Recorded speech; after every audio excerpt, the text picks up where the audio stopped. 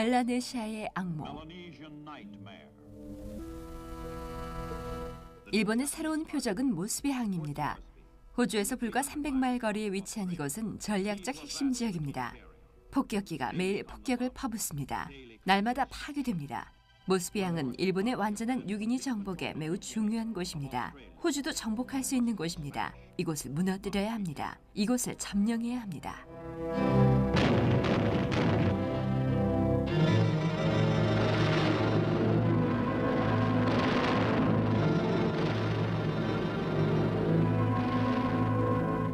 오웬 스탠리 산맥이 일본 기지와 뉴기니를 차단하고 있습니다. 그리고 모스비항 남쪽엔 수십 마일의 톱니 같은 언덕과 높은 절벽, 그리고 길이 나 있지 않은 정글이 있습니다.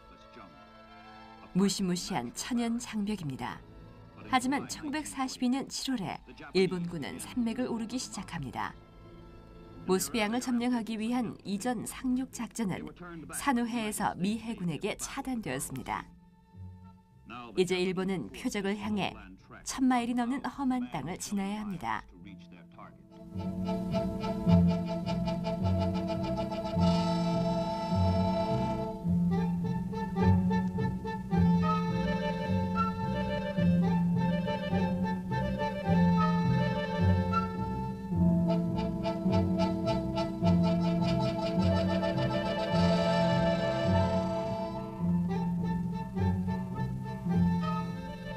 일본군을 차단해야 하는 모스비항의 외곽에는 열대지대와 말라리아 산맥의 악몽이 존재합니다.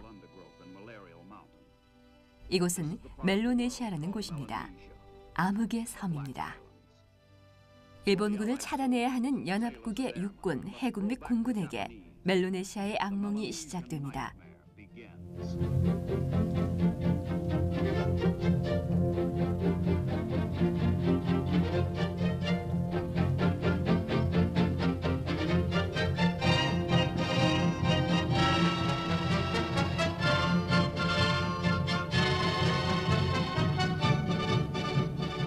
가이드를 따라 부대는 정글의 미로를 헤쳐갑니다. 호주 보병대는 일본군을 모스비항에서 30마일 밖으로 밀어내는데 성공합니다. 이제 연합군이 잔혹한 뉴기니를 통과해야 할 차례가 되었습니다. 맹렬하게 저항하는 일본군에 맞서서 말입니다.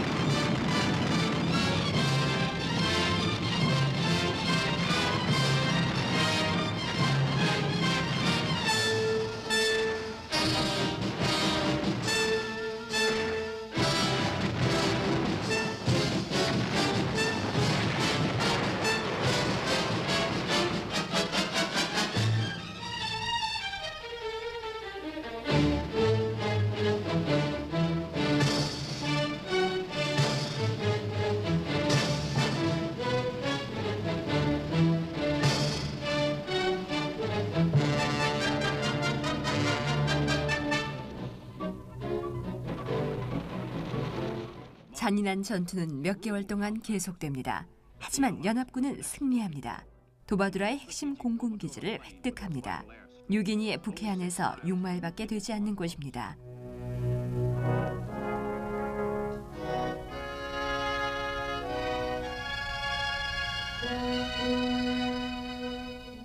일본군의 후퇴가 잇따릅니다. 적의 주둔군은 뷰나, 고나와 소나난다 기지를 포기합니다. 이 기지들은 미래의 연합군 전진에 도움이 될 것입니다. 하지만 양측 모두에게 이 전투는 죽음과 상처, 그리고 질병에 대한 공포 그 자체였습니다.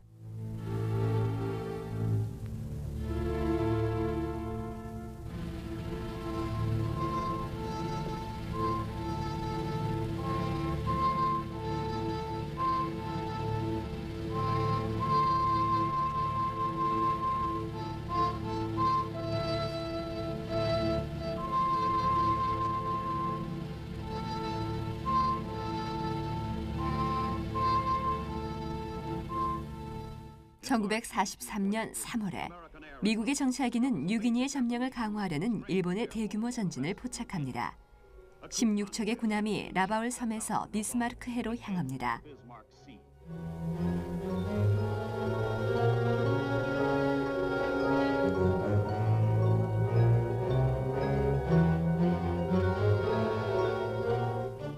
총 8척의 수송선과 8척의 구축함으로 이루어져 있습니다.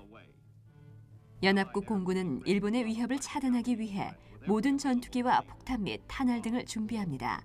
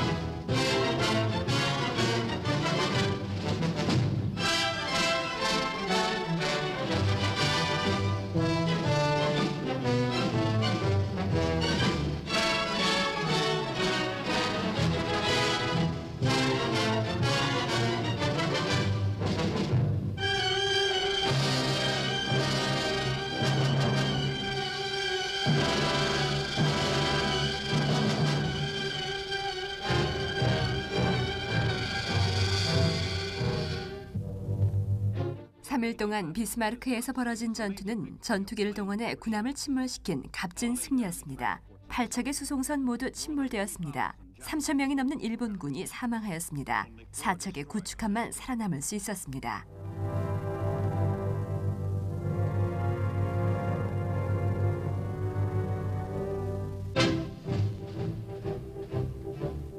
비스마르크에서 1만 마일 떨어진 곳인 미국에서는 신개념의 상륙 해군을 만들고 있습니다. LST라는 새로운 군함입니다. 상륙 군함 탱크도 포함됩니다. 이것은 전쟁의 형세를 바꾸어 놓을 것입니다. 제2차 세계대전에서 역사상 최초의 상륙 전투가 벌어집니다.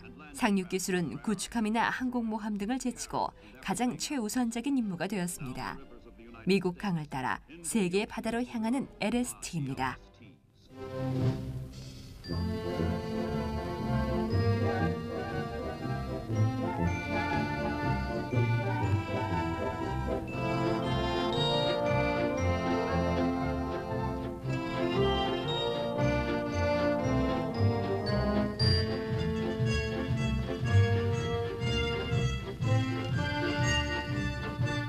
상륙 작전뿐만 아니라 모든 용도로 사용될 상륙 군함 탱크는 전문가에 의해서 기동되어야만 합니다. 탱크에 실리는 2,100톤의 자재는 정확한 순서와 위치에 실려야 됩니다. 해안에서 가장 필요한 물건을 빠르게 꺼낼 수 있도록 말입니다.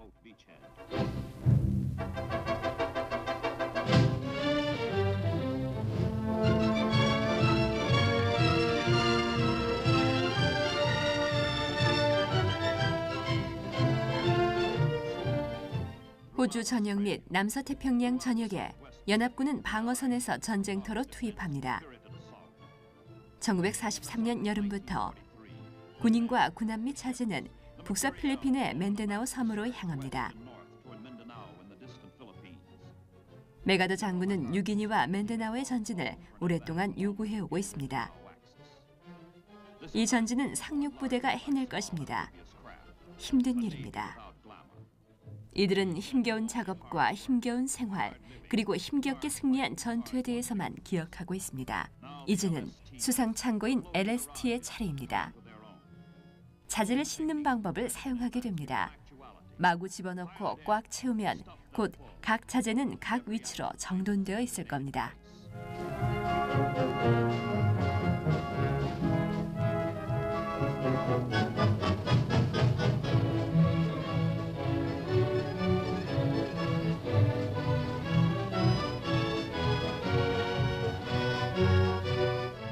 남서태평양 지역대의 사령관인 메가더 장군은 제7 상륙부대의 사령관인 바비 제독과 함께 상륙부대를 따라갑니다. 메가더 장군은 다시 돌아오겠다라고 말했습니다. 필리핀으로 돌아온다는 것을 의미합니다. 하지만 가능성은 멀어 보였습니다. 이제 귀환은 시작됩니다. 시드니와 브리즈번에서 산호해를 향해 비스마르크해를 향해 뉴기니의 북부 해안을 따라 연합국의 육군과 해군이 이동을 시작합니다.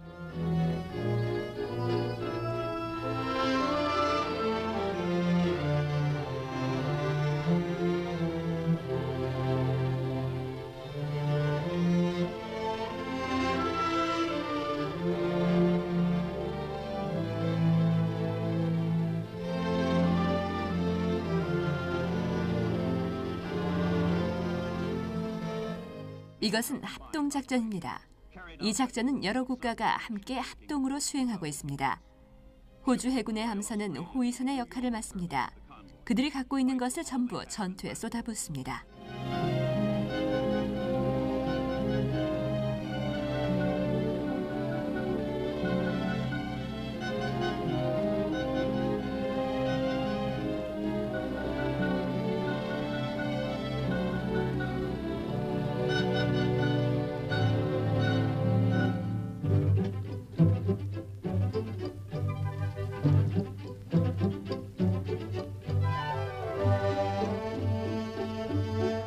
한사만, 살라마와, 라에, 빈시하펜, 사이도르 등 연합군이 서쪽으로 전진할 수 있도록 이 섬들을 우선 확보해야 합니다. 어둠 속에서 조용하게 접근했습니다. 호위선의 밤은 긴박하고 조용하며 긴장된 상태입니다. 새벽에 전투가 개시될 것입니다. 폭격이 시작될 것입니다.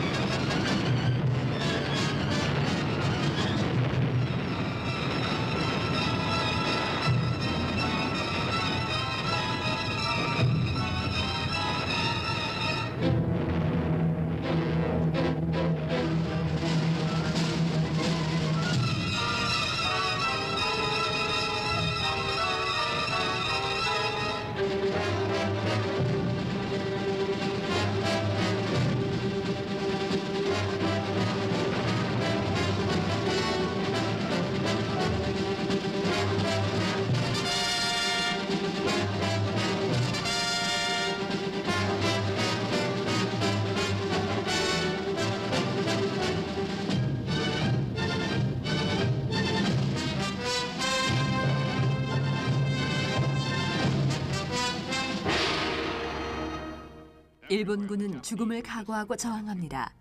자신들의 기지에서 차단되어 후퇴가 불가능한 상태에서 그들은 뉴기니를 사수하기 위해 싸웁니다.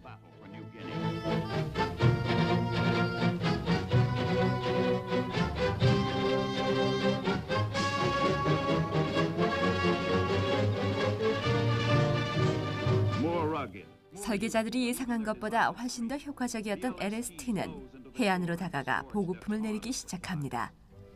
미국은 자본과 그들의 독창성으로 전쟁에서 승리를 이끌어냈습니다.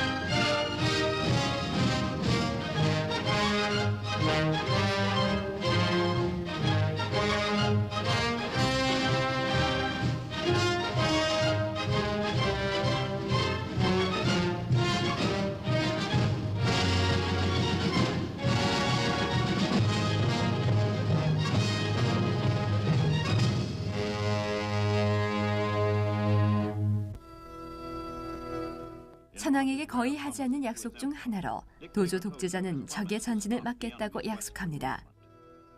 패배한 일본 사령부는 보병의 강인한 의지만 기대합니다.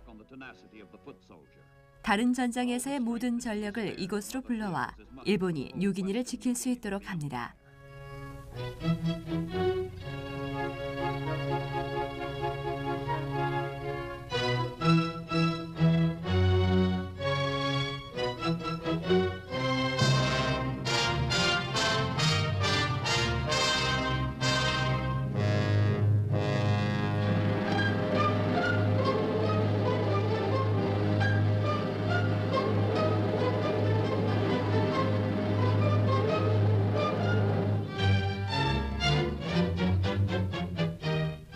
하지만 연합군은 일본군이 재정비하기도 전에 모든 준비를 마칩니다.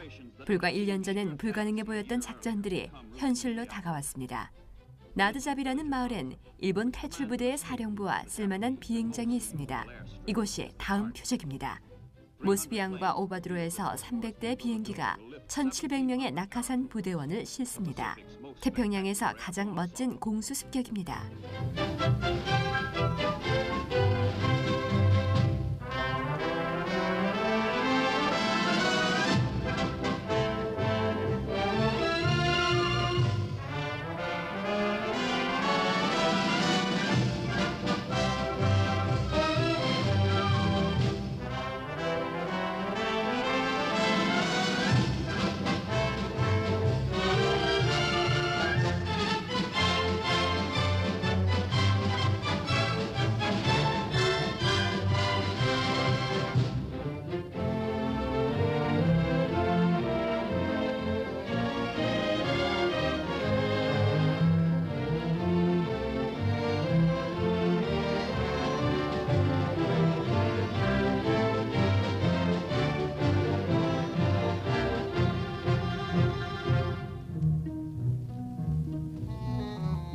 습격부대가 뉴기니의 목적지를 발견하더라도 정글은 여전히 잔혹하기 그지없습니다. 적은 여전히 사기가 높습니다. 하지만 연합군 보병대는 과달카날 섬에서 해병대가 입증한 것을 배웁니다. 기술과 용기, 그리고 더 뛰어난 장비로 일본을 무찌를 수 있습니다.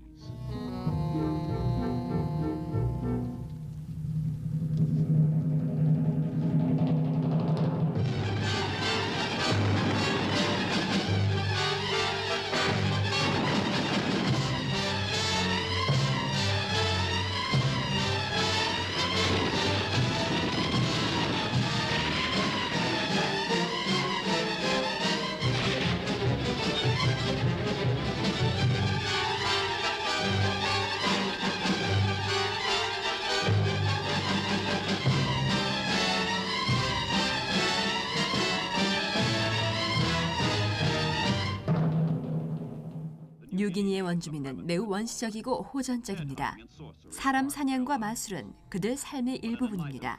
하지만 연합군에게 그들은 충성심을 보입니다. 탐험자와 가이드로서 그들은 연합국을 비밀 오솔길로 인도하고 우편물과 보급품을 전달하며 전초부대를 깊은 정글에 고립시키는 것을 돕습니다.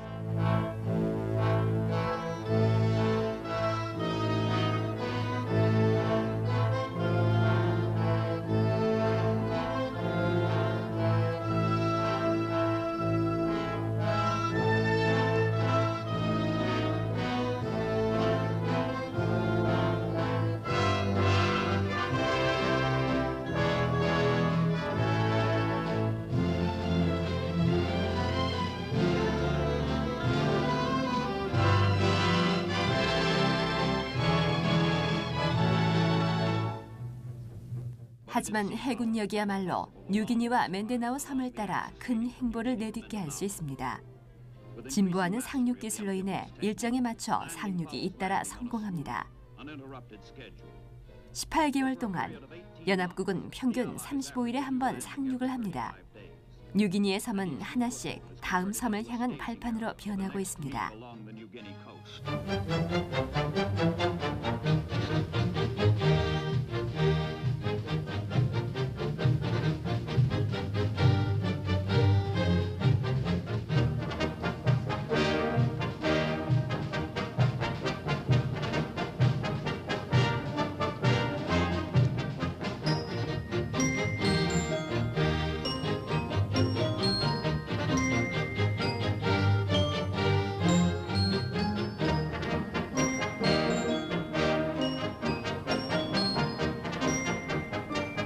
LST의 느린 12노트의 속도는 새로운 표적이 됩니다. 크고 느린 표적입니다. 하지만 그들은 목적지에 도달합니다. 그들은 보급품을 전달합니다. 물론 공격도 포함합니다.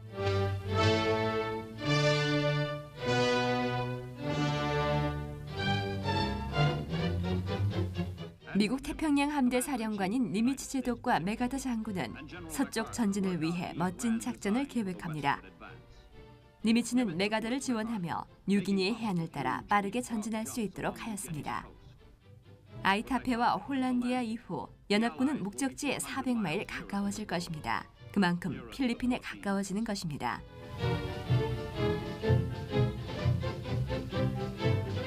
육지의 전투기 기지의 범위에서 벗어난 항공모함은 홀란디아 작전을 지원합니다. 적이 눈치채지 못한 사이에 습격이 이루어집니다. 험볼트만의 공군 기지와 3개의 활주로를 빼앗습니다.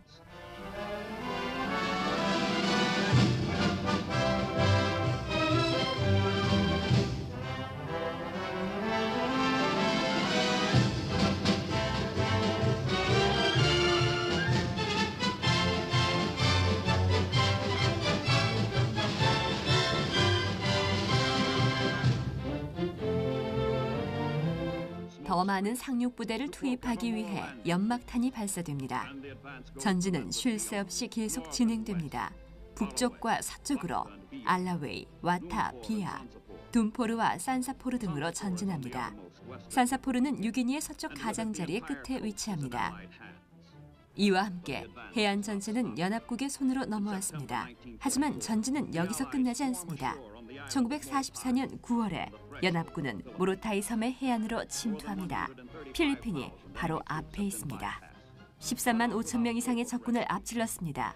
그들에게 구조의 희망은 없습니다.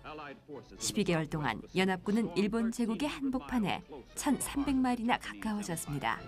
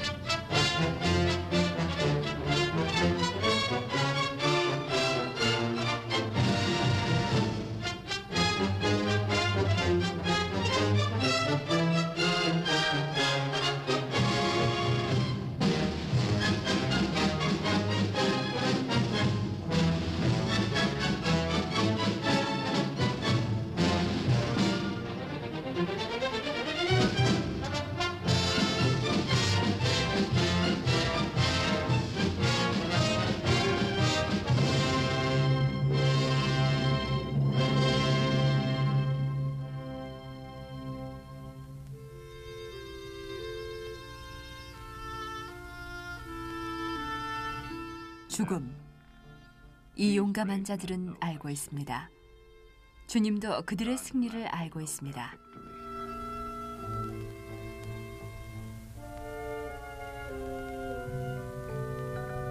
동경과 일본 전역에서 비현실적인 승리의 분위기가 여전히 존재합니다. 열정적인 사기가 아직 이 섬들을 뒤덮고 있습니다. 모든 전장에 대한 보고는 모두 일본의 승리에 관한 것뿐입니다. 연합국의 패배에 대한 것입니다. 하지만 환호 아래 진실이 드러나게 됩니다.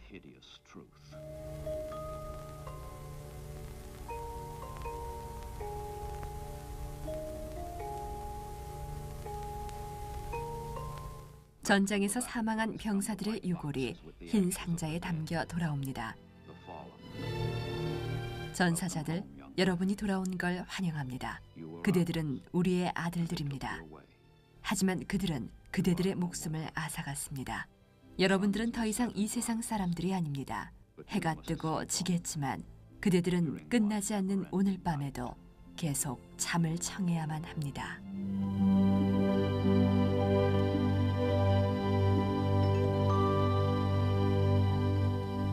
수십 마일의 톱니 같은 언덕과 높은 절벽, 그리고 길이 나 있지 않은 정글이 있습니다. 무시무시한 천연 장벽입니다. 하지만 1942년 7월에 일본군은 산맥을 오르기 시작합니다. 모스베항을 점령하기 위한 이전 상륙 작전은 사누해에서 미 해군에게 차단되었습니다. 이제 일본은 표적을 향해 1000마일이 넘는 험한 땅을 지나야 합니다.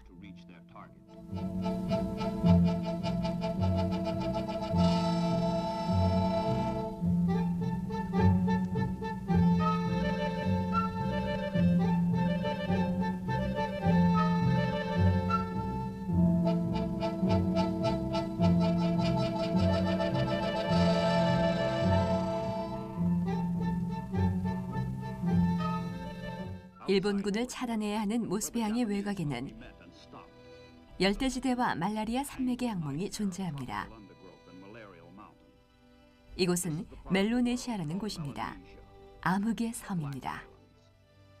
일본군을 차단해야 하는 연합국의 육군, 해군 및 공군에게 멜로네시아의 악몽이 시작됩니다.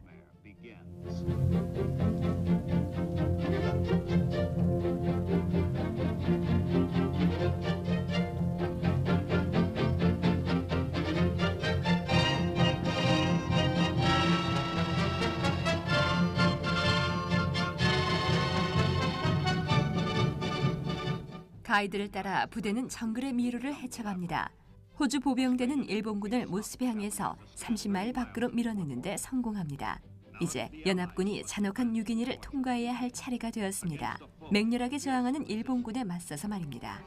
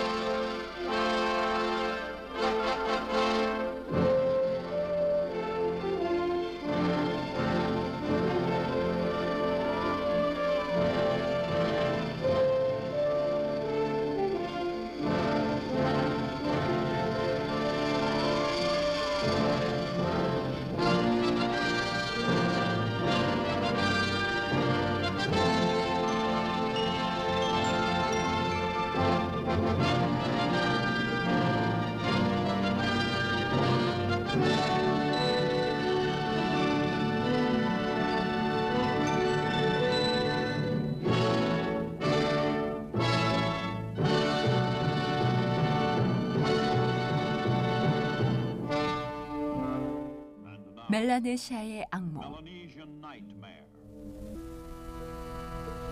일본의 새로운 표적은 모스베항입니다. 호주에서 불과 300마일 거리에 위치한 이곳은 전략적 핵심 지역입니다. 폭격기가 매일 폭격을 퍼붓습니다. 날마다 파괴됩니다.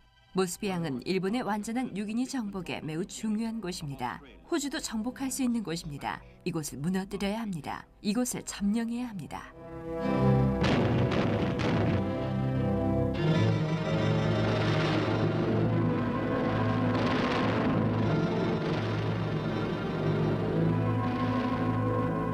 오웬 스탠리 산맥이 일본 기지와 뉴기니를 차단하고 있습니다.